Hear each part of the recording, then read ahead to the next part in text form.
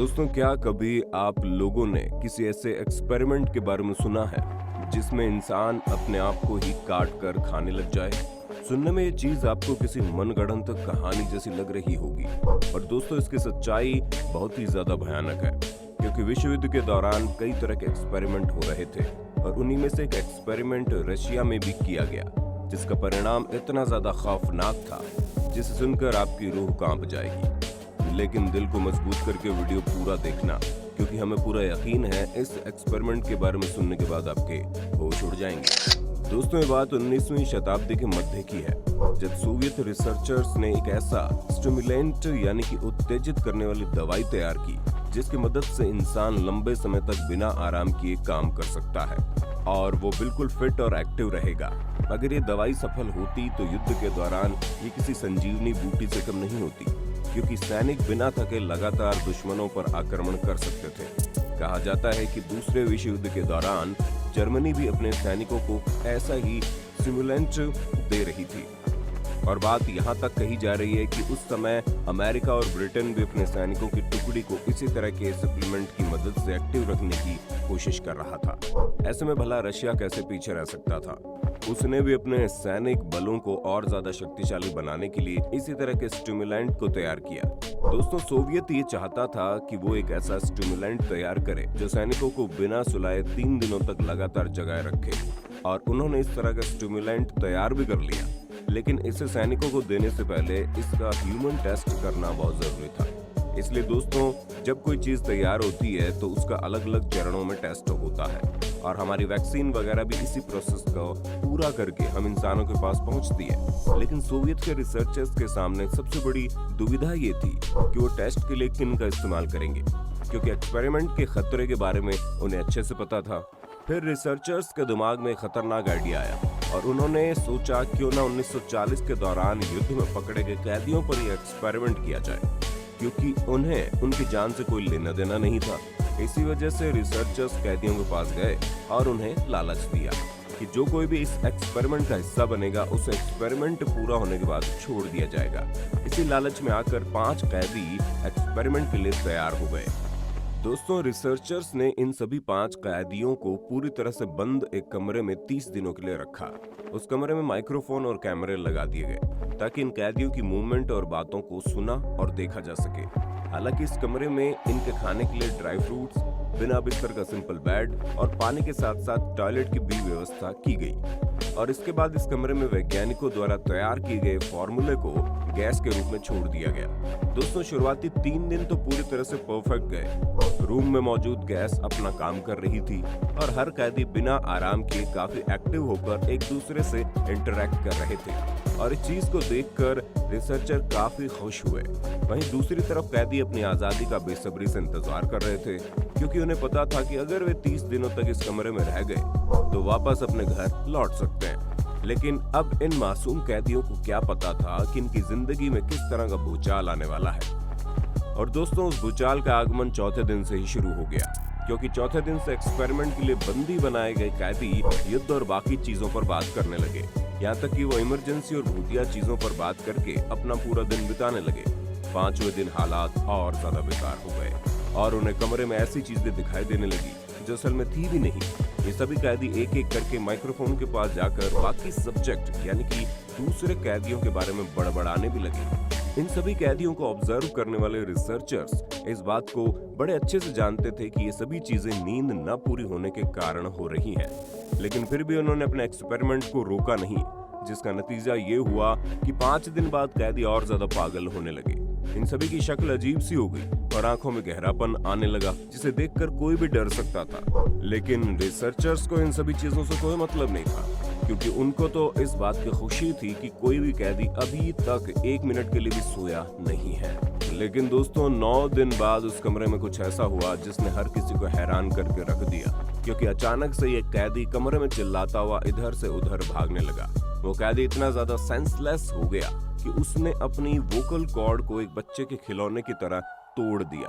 पर फिर भी रिसर्चर्स ने कुछ नहीं किया और कुछ दिन और बीते। पूरे कमरे में भयानक शांति छा गई, जहां पिछले कुछ दिनों से कोई भी कैदी कमरे पर दिखाई नहीं दे रहा था। अब यहाँ सबसे बड़ा सवाल ये आता है कि ये सभी कैदी गए कहाँ, क्योंकि रूम में मौजूद ऑक्सीजन लेवल 5 लोगों के सांस लेने के बारे में बता रहा था। इसलिए रिसर्चर्स ने ये सोचा क्यों ना इनके पास जाकर इनका हाल देखा जाए। ऐसे में इन्होंने इंटरकॉम के जरिए सभी कैदियों को ये बोला कि वो माइक्रोफोन को टेस्ट करने के लिए कमरे को खोल रहे हैं, इसलिए सब दरवाजे से दूर लेट जाएं, वरना किसी ने भी चालाकी करने की कोशिश की तो उसे मार दिया जाएगा और जो लोग समर्थन करेंगे उन्हें जल्दी रिहा कर दिया जाएगा।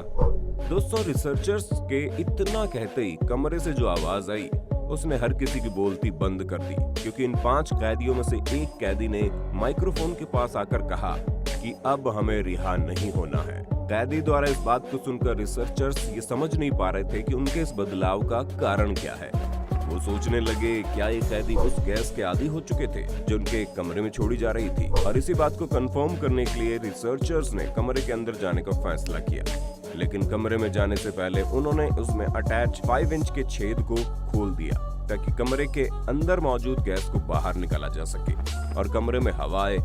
जैसे ही रूम के अंदर से गैस जा रही थी उतने में ही कैदियों के चिल्लाने की आवाज आई कि उन्हें वो गैस वापस दी जाए। इस चीज को सुनकर रिसर्चर्स ये समझ गए कि अब सही में कैदी उस गैस के एडिक्टेड हो रहे हैं, क्योंकि इस गैस ने कैदियों के दिमाग में काफी गहरा असर डाल दिया है। ऐसे में जब कमरे को पूरे 15 दिन बाद खोला गया तो नजारा सामने था। उसे देखकर रिसर्चर्स ने अपने दांतों तले उंगलियां दबा ली, क्योंकि रिसर्चर्स के सामने एक डेड बॉडी होती है जिसके शरीर के हिस्से किसी खुली किताब के पन्नों की तरह जमीन पर पड़े होते हैं। कुछ लोग अपनी बॉडी के पार्ट्स को खाते हुए दिखे। हालात इतने ज्यादा बिगड़ गए थे कि कमरे में मौजूद एक कैदी ने अपनी उंगली को ऐसे खाया था कि सिर्फ उसके अंदर का कंकाल ही मौजूद था और पूरा कमरा उनकी खतरनाक चीजों से भरा पड़ा था। जब रिसर्चर्स ने करीब जाकर देखा तो उन्हें हालात की गंभीरता का अंदाजा हुआ, क्योंकि सभी कैदियों को देखकर यही लग रहा था कि उन्होंने खुद अपने आप को नुकसान पहुंचाया हो। कमरे का नजारा हॉस्पिटल के पोस्टमार्टम रूम से कम नहीं था। कैदियों ने अपने आप को बहुत ही बुरी तरह से घायल किया हुआ था। कुछ ने तो अपने सीने के ऊपर की मसल्स तक को निकाल दिया, यहाँ तक कि उनके शरीर के आंतरिक हिस्सों को साफ साफ देखा जा सकता था। इन सभी को देखकर ये लग रहा था कि जैसे कैदियों ने अपने खुद की ही सर्जरी की हो, और ये सब कुछ करते वक्त इन कैदियों को जरा सा भी दर्द नहीं हो रहा। दोस्तों, कैदियों के इन हालात को देखकर सोल्जर्स को बुलाया गया ताकि इन्हें कमरे से बाहर निकाला जा सके, लेकिन इन्हें कमरे से बाहर निकालते वक्त 5 सोल्जर्स को अपनी जान गंवानी पड़ी। जैसे ही ये कैदी बाहर आए तो डॉक्टर ने इन्हें काफी मात्रा में मॉर्फिन इंजेक्ट किए ताकि ये लोग बेहोश होकर आराम कर सके। लेकिन तभी एक कैदी की बॉडी में अचानक खून निकलने लगा और वो वहीं पर मर गया। हालांकि खुशकिस्मती से बाकी के 3 कैदी मॉर्फिन के असर से आराम करने लगे। फिर उन्हें एक सिक्योर जगह पर रखा गया। इन सभी चीजों को देखकर रिसर्चर्स ये समझ गए कि उनमें कोई ना कोई गड़बड़ हुई है। फिलहाल सर्जन अपने काम पर लग गए थे और बाकी के 3 कैदियों की बॉडी में जितने भी घाव हुए थे उन्हें ठीक किया जा रहा था।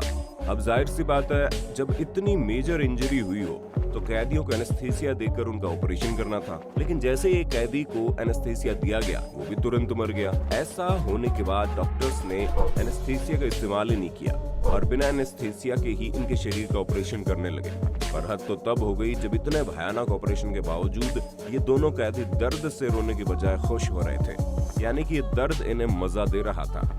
लेकिन उतने में ही अचानक से एक और कैदी की मौत हो जाती है। दोस्तों, अब सिर्फ स्टडी रूम में 3 रिसर्चर्स, एक कमांडर और एक सब्जेक्ट के साथ साथ मरे हुए कैदियों की डेड बॉडी मौजूद थी। तभी 3 में से एक रिसर्चर रूम में मौजूद कमांडर और उस आखिरी कैदी को गोली मार देता है और चिल्लाते हुए कहता है कि अब मैं इन लोगों के साथ और इस कमरे में नहीं रह सकता, जिसके बाद वो रिसर्चर खुद को भी गोली मार लेता है। दोस्तों, ये थी रशियन स्लीप एक्सपेरिमेंट की खौफनाक कहानी, जिसने आपके रोंगटे जरूर खड़े कर दिए होंगे। अब हमारे हिसाब से तो इस कहानी में काफी गोलमाल हुआ है, क्योंकि कई सारी चीजें ऐसी है जिन पर विश्वास कर पाना थोड़ा मुश्किल है। लेकिन विश्व युद्ध के दौरान जिस तरह की चीजें हो रही थी उससे इसके होने की संभावनाएं बढ़ जाती हैं। बाकी आपका इस एक्सपेरिमेंट के बारे में क्या कहना है हमें कमेंट में जरूर बताइए, और ऐसे इंटरेस्टिंग वीडियोस को लगातार देखते रहने के लिए अपने होस्ट और दोस्त सैम के इस चैनल को लाइक, शेयर, सब्सक्राइब करना बिल्कुल भी ना